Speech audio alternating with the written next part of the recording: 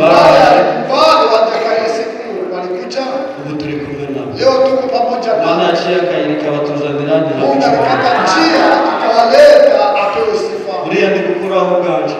Ninaondoa mambo yangu. Kubera ishimwe ryanje rirerire. Sababu shukrani yangu ndarivuga muri bugufi. Lakini sema kwa mafupi. Mana yakomeje guhagararira ubwoko bwayo. Mungu aliendelea kusimamia taifa lake. Twatanze ngo tugere kuri uyu munsi. Abaho duse uko dusano. Tufanane kama vile Maze yaraduhize ariko yaratubuze. Yararwaye ariko ntiyatsinda. Yararwaye aranesha. Imana yaduhagarariye ni hamwe cy'ubuzima. Yabaye mu ruhande rw'abakozi. Iba mu ruhande rwa bene data. Iba mu ruhande rw'abashiki bacu. Turindira abaririmbyi. Turindira abana. Iyo mana ntihabwa icyubahiro mu izina rya Yesu Kristo. Reka mbaguze ukuri. Amateraniro yacu araba maremare ariko kandi turafata ibice bigufi. Ariko reka mbabwire ngo kuko kwambara imisiri twababwiye kubatse ku rufatiro rw'Imana n'abantu kandi Yesu Kristo akaba ari we rikomeza kuvuga. Reka mbabwire ngo Petero ahingutse hano wikendaki hahandi yateranira hano araza agateranira natwe. Pawulo ahingutse hano hahandi yateranira maze wikendaki yaza guteranira n'abafite bateranya kuri mugoroba. Kuko twubatse kuri bo twubatse ku rufatiro rw'intumwa n'abahanuzi. Ibyo bizeye nibyo twizeye, ibyo batubwirije natwe nibyo duturamo. Nifuriza bera ngo mubikomereremo iyatangije umurimo mwiza muri mwe niyo yo kwizerwa kandi yawutangije iyo mwishingizi wawo izamuraniza kugeza ku munsi wa nyuma. Imana yarinze Muzezabyeyi n'umuryango we n'urugendo rurerure kuva muri Georgia ntihabwa icyubahiro. Muribaza muti kwari umusaza ukorera Imana ko atandukure byagenze data yari kubyibaza. Ni umusaza ukorera Imana ariko kandi umwana w'Imana. Yambwiye ati uyu munsi naje kubasaba kugira ngo rero muteraniraga nanjye mbatere amajisho gusa ibindi bireba umwami. Reka tubihanire Imana dusangire n'abameza y'umugoroba turi kumwe n'Imana n'abamarayika. Imana iduhana umugisha hamwe nawe ndetse n'umuryango we mu izina rya Yesu Kristo. Dusuhuje abera tubifuriza amahoro y'Imana. Reka duhaguruke dusomere ijambo ry'Imana. Turasanga mu gitabo cya Yakobo ibice 5 umurongo wa 16. Joni nawe naturebera ibyakozwe n'intumwa ibice 3 umurongo wa 19. Turasoma mu izina rya Yesu Kristo. Mwaturirane ibyaha byanyu kandi musabirane kugira ngo mukizwe. Gusenga n'umukiranutsi kugira umumaro mwinshi iyo asenganye umwete. Amen. Ine data arasoma.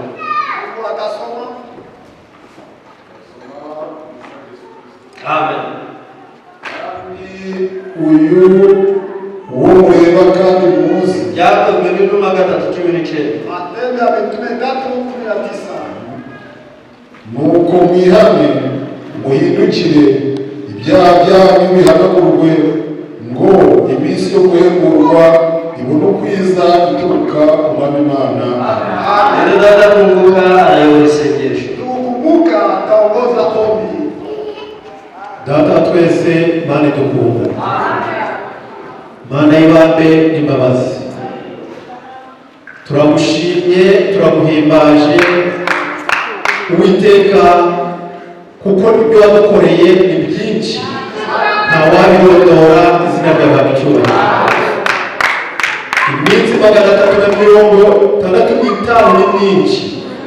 Hari benshi bapfuye, hari benshi Nyagasani w'Imana basubiye inyuma. Kuba Nyagasani w'Imana tubikuza ntabwo ari kubw'imbaraga zacu ahubwo Data ni kubw'ubuntu bwawe. izina ryawe rihabwa icyubahiro.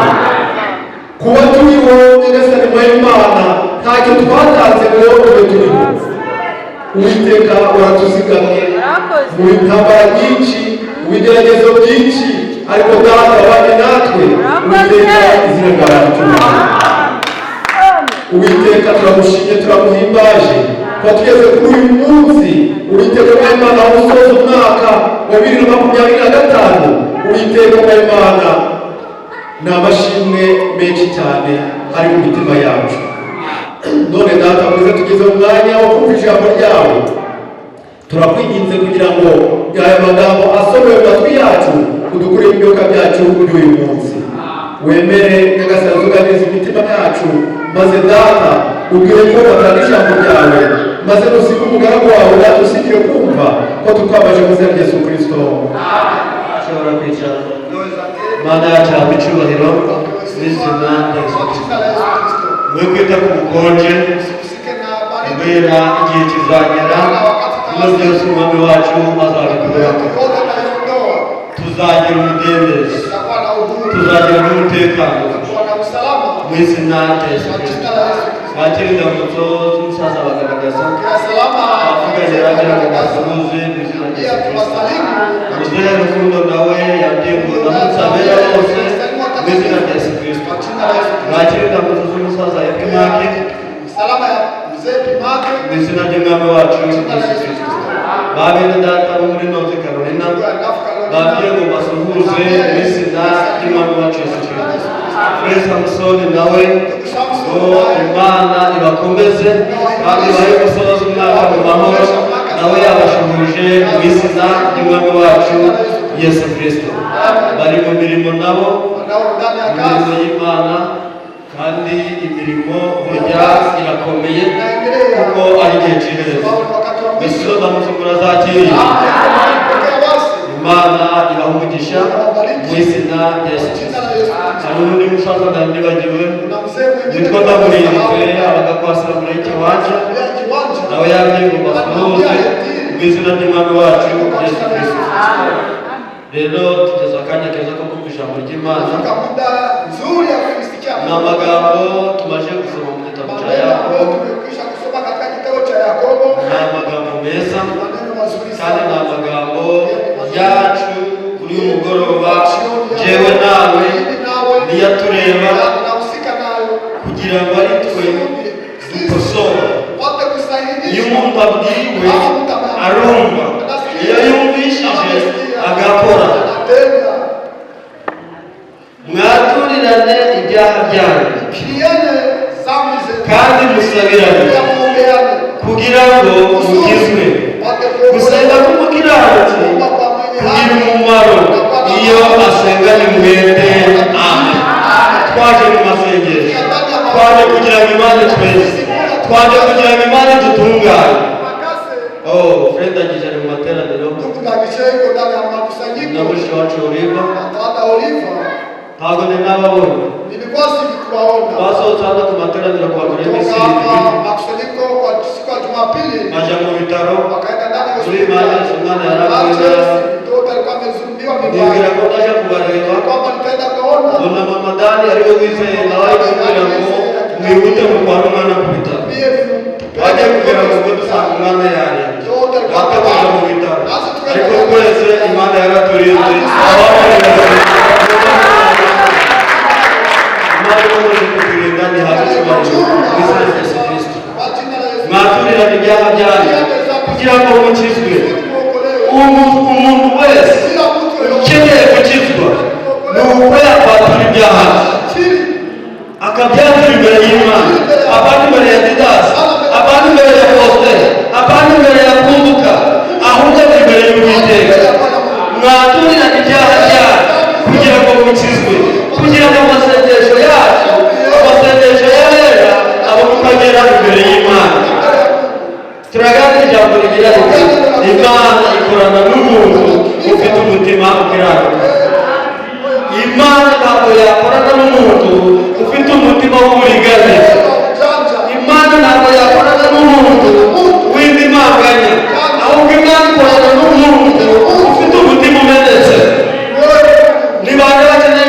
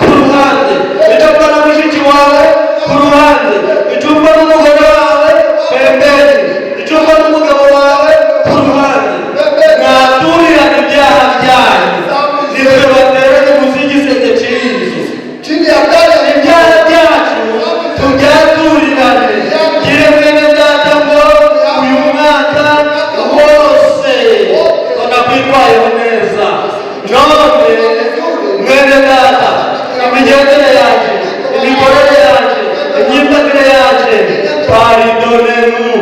Samahani kabisa. Mwene data nawe Ndugu yetu akubwira ati kugira ibyo by'urukuvuga nanjye nibyo byari binyemerereye. Mwaturirane ibyaha byanyu kugira ngo agakiza kabamugirire muri twe. Twaturirane ibyaha byacu kugira ngo tubone kuhabwa agakiza.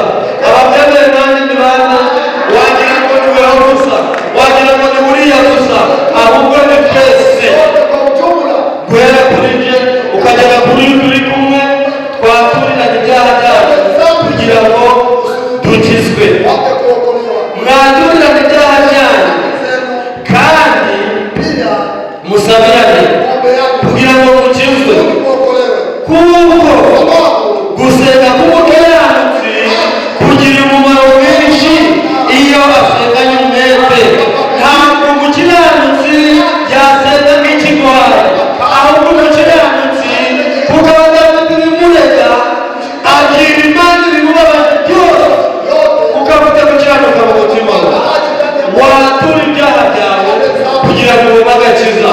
Nuje kuba mu isengesho, Imana iri mu ijuru izaryakira, iryakirane umunezero kuko imbere y'Imana n'imbere y'abantu, imbere ya bene so, imbere ya bashiki bawe uzaba waciye bugufi ibyaha byawe ukabyatura. Nidawubere kwatura ibyaha byo kuri uyu mugoroba imbere ya bene se kugira ngo Imana imukize.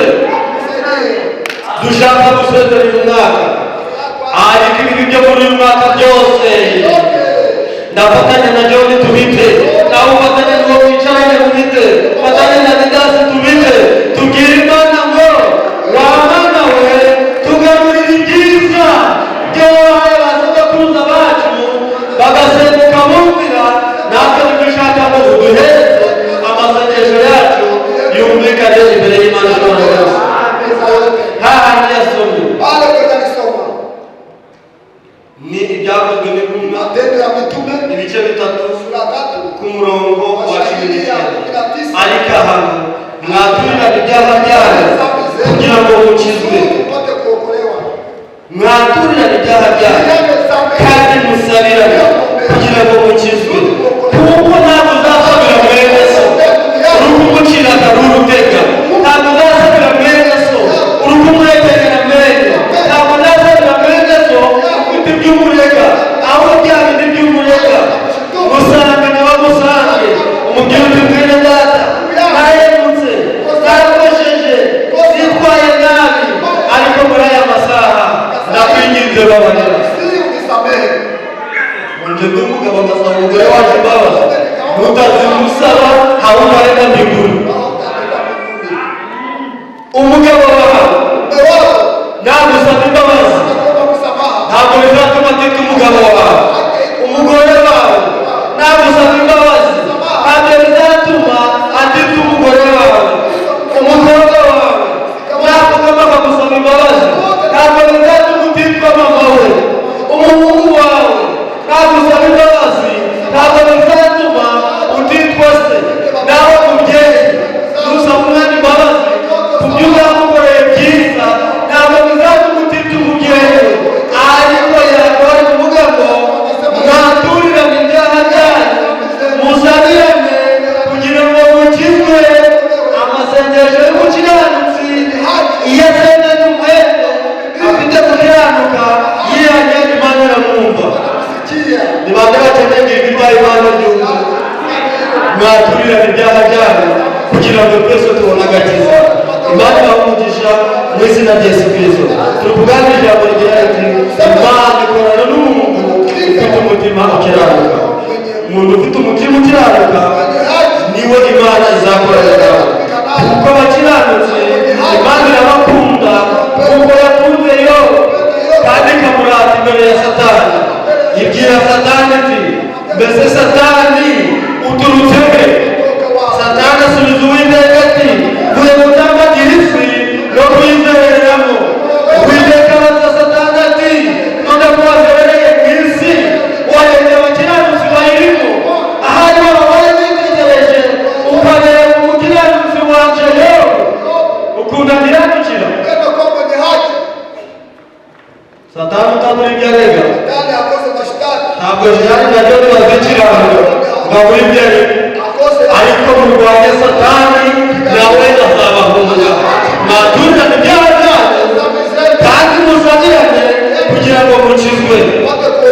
ibyakozwe n'intumwa 3:19. Nuko mwihane ibyaha byanyu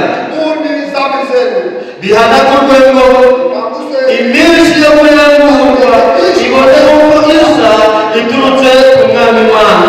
Ntabwo Imana izaguhembura utabasha ibyaha byawe hasi. Imana ihembura umuntu iyo yemeye guca bugufi. Imana iraguhembura ryari? Anakurekebisha. Imana iraguhembura ryari? Iraguhembura aruka ibyaha byawe byose, za ntwaro zose z'umugome, ubugizi bwa nabi, bya bindi byose wigiraga mu indwara, nubikubita hasi Imana irakubabarira. Nimara kukubabarira iguhembure. Nifurije bene data gukubita hasi ibyaha byabo n'ibicumuro byabo, kwako nibikubita mu gatuza, kwako nikuvuga ngo ni umugabo waje. Wamakera umugore wawe akagomba kwikubita hasi, wamakera umugore wawe ukamurwaza puresha, wakwambakira umugabo wawe agashaka niba yararambagije umukobwa, niba yarazanye intare mu nzu, bikamuyobera. Mushiki wawe, mwene data, kubita hasi izo ndwara zose, Imana ibone iguhembure. Ni bande bakeneye guhemburwa? Muri ayo masaha Imana iraduhembura twese, aruko indwara z'ibyaha zose tuzikubise hasi. We kwireba urakomeye. Niwireba urakomeye, urasigana. Niwireba urakomeye, ntabwo urabona arembema. Ariko niwisuzugura, ariko bicisha bugufi, kuko Imana izabashyira hejuru.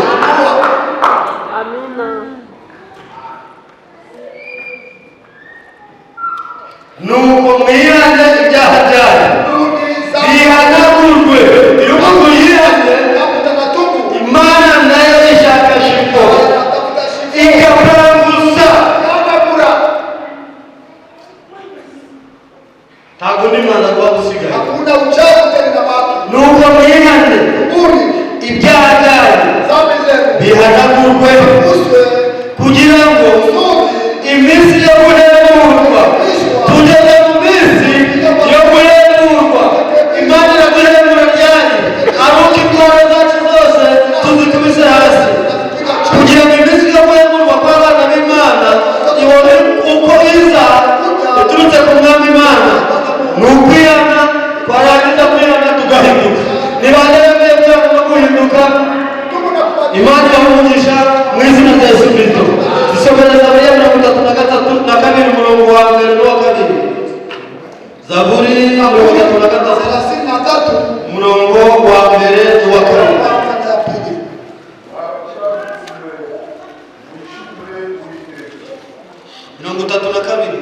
32. Amen. Amen. Umuntu wese uzakubita hasi indwara zose azaba afite amahirwe manini, kuko ibicumuro bye byose azaba abibabarirwa. Umuntu wese ukubise izo ndwara hasi arahiriwe. Ni bande bakeneye amahirwe? Ukeneye amahirwe wese yihana ibyaha bye, namara kubyihana ababarirwe. Namara kubabarirwa arabagize amahirwe, kuko ababarirwa ibyaha bye. Komeza.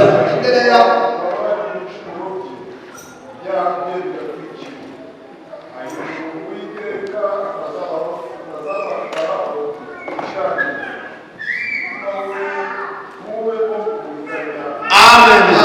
Umuntu wese uzagirirwa amahirwe yo kwihana, Uwiteka ntabwo azamubona nk'ibicumuro, kandi mu mutima w'uwo muntu Imana izabana nk'uburiganya bwose. Ibiterane mu nyanja yo kwibagirwa. Data hasigaye abera b'Imana turirimba indirimbo y'uko Uwiteka yamarije kutubabarira. Ntabwo uzababarirwa utihanye, ahubwo uzababarirwa ari uko ubashije kwihana. Hahirwa umuntu Uwiteka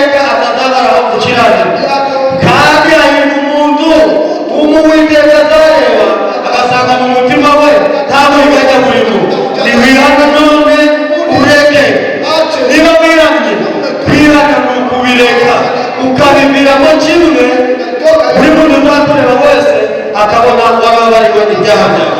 Uzakureba wese agasanga ibicumuro byawe byose, Uwiteka yarabihanagura.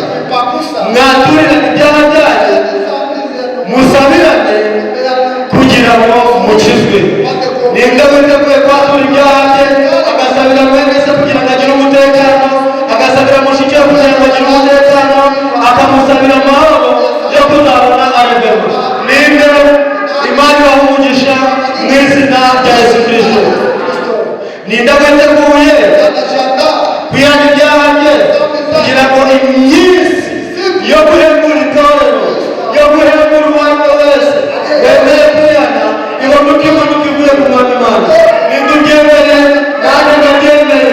Hahirwa umuntu wabaye mu bicumuro bye, hahirwa umuntu Uwiteka atabona gukiranirwa, kandi umutima we ntubemo uburiganya. Rero ntabwo ari kuvuga ngo nta kintu kibi kirata k'umutima wuzuye ibyaha, ariko kandi nta muntu wishima, nta n'umuntu unezerwa kuba Uwiteka yababariye. Aho Uwiteka yababariye muje muhagarara, muyihimbaze, muririmbe, munezerwe, kuko ubukwe bw'Umwana w'Intama busohoye. Ninde wemeye kubabarirwa? Ninde wemeye gusaba imbabazi kugira ngo Imana imubabarire ifatanyije nanjye? Nanjye ndabisabye kugira ngo Imana nibababarira nanjye imbabarire. Ijambo nabaganirizaga riri ngo Uwiteka akeneye gukorana n'imitima ikiranuka. Umutima wawe nukiranuka, Uwiteka azakubabarira ibyaha. Umutima wawe nukiranuka, Uwiteka azakuhembura. Umutima wawe nukiranuka, isengesho ryawe rizumvikana imbere y'Imana ishobora byose. Abumvise aya magambo, Imana ibahe umugisha, mugorobereze neza. Ahasigaye